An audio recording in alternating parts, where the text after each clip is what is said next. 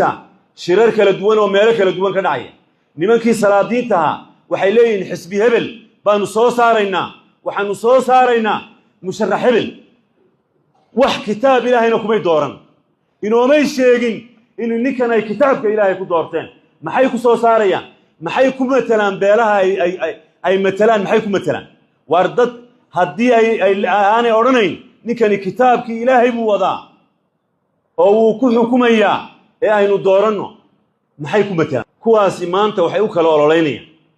waa ummadda kuwii hogaaminayay suldaan garaad waxaad dootid u bixi boqor waxaad dootid u bixi intay soo istaageen oo ay meel walba maalmaan waxay la taagan yihiin musharax hebel ayaanu haddaanu nahay reer hebel oo aanu matallo reer hebel waxaanu go'aaminay in loo codeeyo hebel waayo aad go'aamisidee maxaan ugu codeeyaa maxaan ku doortaa